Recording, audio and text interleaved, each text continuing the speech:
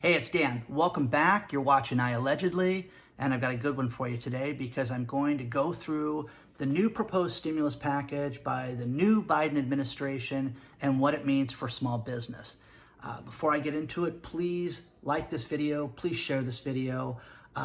Please don't forget to hit the bell notification so you get notified of everything that the channel's doing. Got a bunch of cool stuff that's coming up. Plus, we have an email list that you can join, and you want to be part of that. There's a link below in the description of the video, so you can sign up for that. First things first, the proposed stimulus package, the new one, is $1.9 trillion. Now, another huge figure. This is not the $2.2 trillion.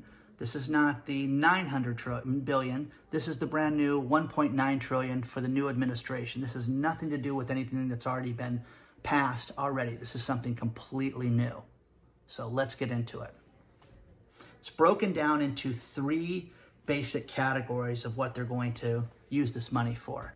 You have $400 billion that's for the pandemic. This is for vaccines and for testing facilities and for frontline care.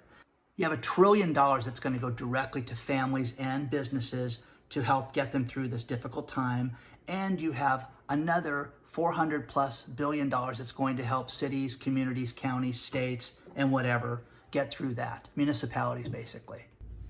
This proposal is called the America Rescue Plan. It's basically broken down into two proposals: immediate need and recovery.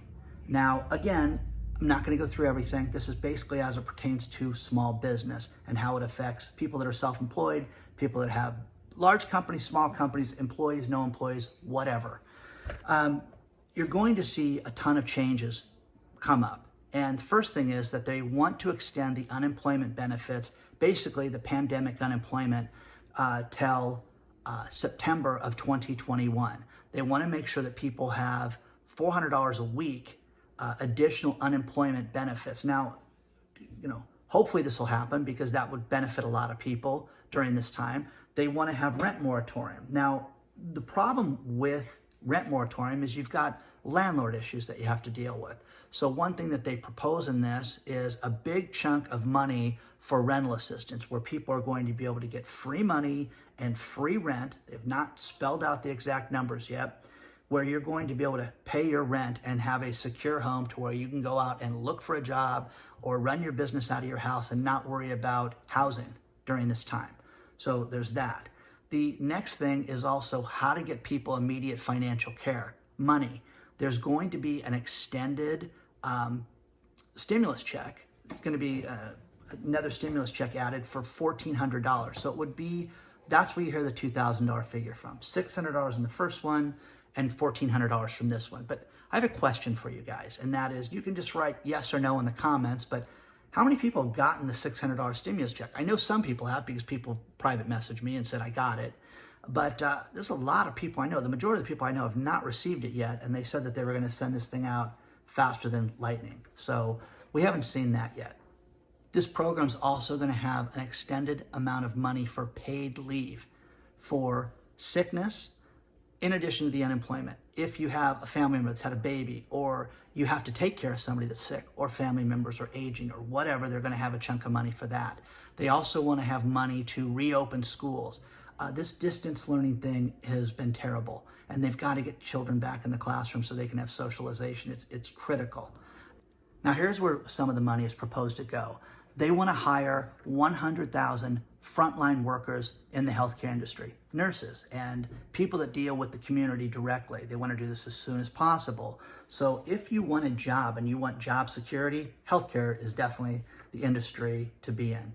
They want to spend $130 billion on the education system. The $130 billion is going to be broken down as $90 billion for the schools directly to get things open, $35 billion for higher education, student loan debt relief, things like that, and then $5 billion to give directly to the governors to have them use as they see fit for their individual states, which is, again, a lot of money.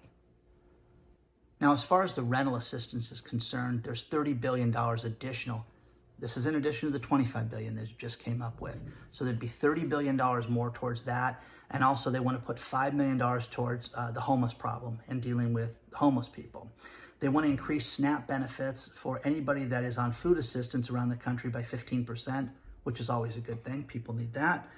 Child care assistance, there's going to be $25 billion for child care assistance. Now, here's the thing. With people not working, when I worked and my kids were younger, we had the greatest child care program that would pick my children up and take them to the daycare center, and we would pick the kids up from there. And it was something that the kids loved, and it was such a great part of our lives and their lives, and it was just a great, great asset to our family. I can't imagine right now the child care workers are hurting so desperately. They run a business too. Without people working, they're not taking care of kids right now, and people can't afford this. So this is a huge benefit, and you're going to see this money be provided to them. Also, the other thing you need to look at are these tax credits that are available for small business owners, and that is, you can deduct your entertainment and business meals now. You've got health insurance that you can deduct now. You can deduct your office out of your house. If you're no longer going to an office and working in an office, you can deduct a percentage of your home office if you work out of your house. Talk to your CPA and get proper advice. Don't get it from some guy on the internet, because that's what I do. I get the advice from my CPA. There's some huge benefits that you can get. The sick leave benefit, you can pay yourself for it. There's all this cool stuff that you can get from that. You're gonna see major changes in business. And I'll give you an example. A law firm that I know, they've got 8 lawyers that work in-house. They spend over $13,000 a month in rent, and they had a clause in their lease that they could get out of their lease at the end of 2020. They did. They went from $13,000 a month to where they rent a conference room, negotiated this rental on this conference room and one office for one of the employees to stay, one office and a conference room.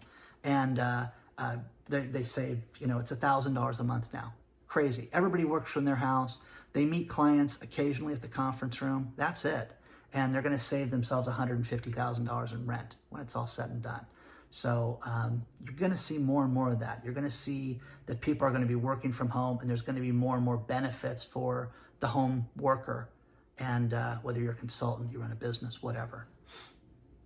Another thing is the extended unemployment, which is going to include freelancers, contractors, subcontractors, gig workers, whatever you want to call yourself.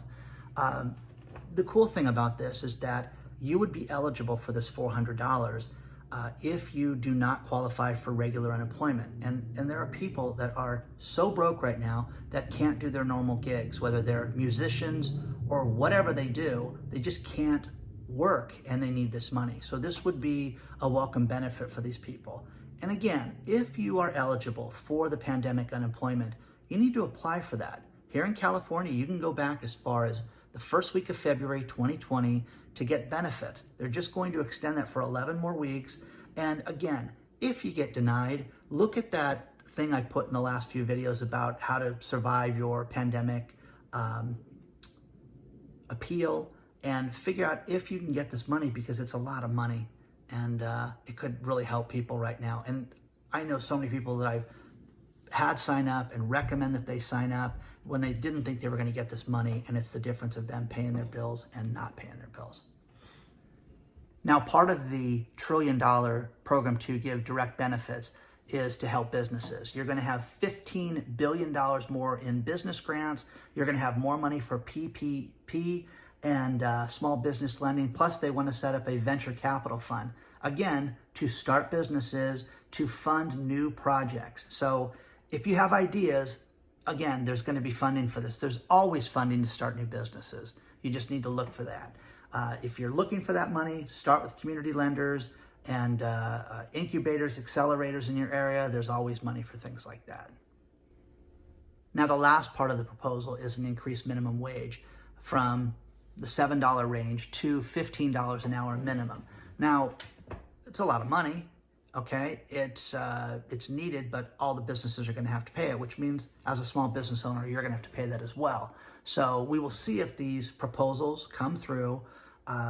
When the Biden administration starts, there's going to be a tremendous amount of these programs announced, and you need to stay up to speed with them. If you are in the need for food, rental assistance, or business assistance, reach out to the community lenders, reach out to your county and ask them where this money's at, because I'm seeing some counties that have the rental assistance and some don't have it yet. Some don't know when it's coming.